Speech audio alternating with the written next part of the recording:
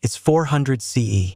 You're a Roman citizen standing in a bustling forum, temples to Jupiter and Venus towering above you. Incense smoke curls in the air as priests chant ancient prayers. Then, across the square, you hear a preacher, his voice rising above the crowd. He speaks of a single, omnipotent God, of salvation and eternal life. Do you listen, or do you dismiss him as a madman? Little did anyone know, this was the beginning of the end for the gods of old. The Roman Empire was a tapestry of beliefs. From the grand pantheon of Roman deities to the mysterious cults of Isis and Mithras, faith was as diverse as the empire itself. But by the 4th century, cracks were forming in this ancient religious mosaic. Christianity, once a fringe movement whispered about in dark catacombs, was rising like wildfire, threatening to replace centuries of pagan tradition. How did this happen? Let's rewind. In the early days, Christians were outcasts.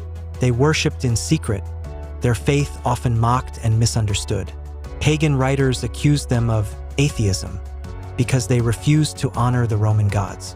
And when disaster struck, plagues, famines, invasions, Christians were easy scapegoats. But here's the twist. Persecution didn't crush Christianity, fueled it. The more martyrs there were, the more people began to wonder, what kind of belief could inspire someone to face lions in the Colosseum with unwavering faith? Then came the game changer, Emperor Constantine. In 312 CE, he claimed to have seen a vision before a crucial battle, a cross in the sky with the words, "In this sign, conquer."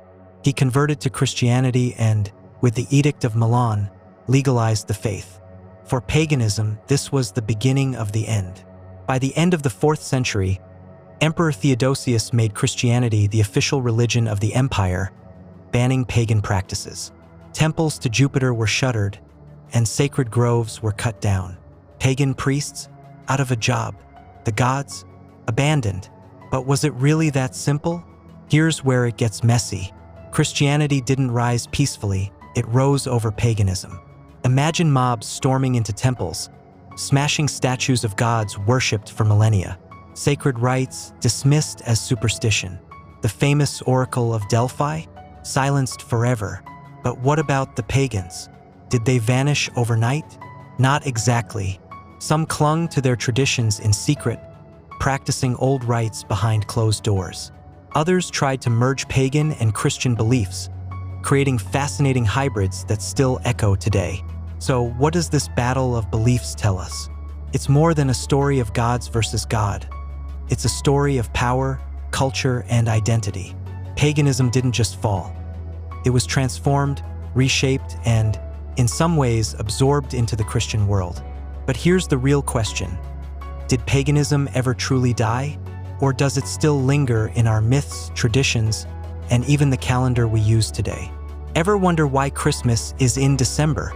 The clash between Christianity and paganism is just one chapter in the grand saga of history. What other secrets lie buried in the past? Subscribe to MythicMarvel, where history, mythology, and mystery collide. Don't forget to like this video and hit the bell to never miss a story.